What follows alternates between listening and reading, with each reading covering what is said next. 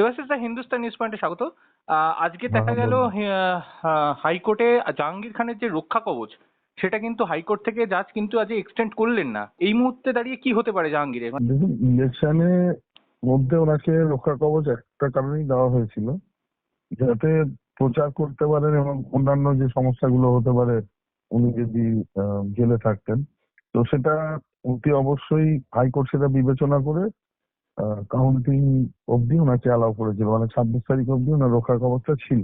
হুম হুম। কিন্তু এটা আজকে কেসটা ওঠার কথা ছিল, স্বাভাবিকভাবেই ওনার যে ধরনের অভিযোগ আছে, মারাত্মক অভিযোগ, মানে one of the most serious crime যেগুলো হয়, সেই সংক্রান্ত সমস্ত অভিযোগ ছিল এবং স্বাভাবিকভাবেই ওনার রক্ষা কবচকে কোনো যুক্তিতেই আজকে এক্সটেন্ড করার কোনো ব্যাপার ছিল না, এবং হাইকোর্ট মহামান্য উচ্চ আদালত সেটাই করেছে। একটা দুটো জিনিস হতে পারে, এক, জাহাঙ্গীর খান ওই আমাদের বীণা মিশ্রার মতো দ্বীপান্তর হয়ে যেতে পারে। আর হুম দু হুম। নম্বর হতে পারে যে অ্যারেস্ট তো হবেনি, শিগগিরই হবে।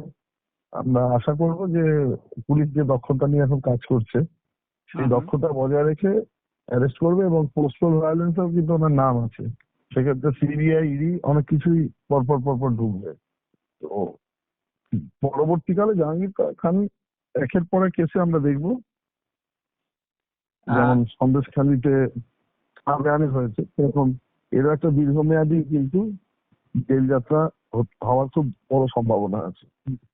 জাহাঙ্গীরের কিন্তু একত্র ছায়া মানে ছায়া সঙ্গী বলতে পারেন অভিষেক ব্যানার্জির, তো সেক্ষেত্রে কিন্তু অভিষেক ব্যানার্জির কাছেও কিছু বার্তা পৌঁছচ্ছে।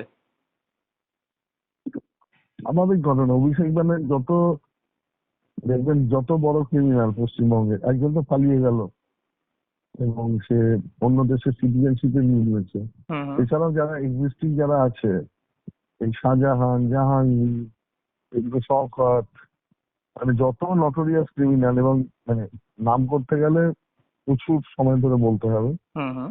এরা যারা সব থেকে বড় দাগি ক্রিমিনাল এবং যারা এই পশ্চিমবঙ্গটাকে সব দিক থেকে শেষ করেছে, মানে একটা হচ্ছে তোলাবাজি, দুর্নীতি, সরকারি ফান্ড লুণ্ঠন, সম্পত্তি, মানে আপনার যেগুলো সরকারি সম্পত্তি যেমন কয়লা, বালি, পাথর, এগুলো নিয়ে তো লুটপাট চালিয়েছে আমাদের সঙ্গে। জোর করে ভয় দেখিয়ে যে কালেকশন করেছে সেটা দিয়ে এক, ভোট কিনতো, আর দু নম্বর কথা হচ্ছে মানুষকে ভয় দেখাতো এবং অস্ত্রের সম্ভার। এটাই এদের মডেল ছিল। এখান থেকে আমরা অতি অবশ্যই বেরিয়ে আসতে পারবো।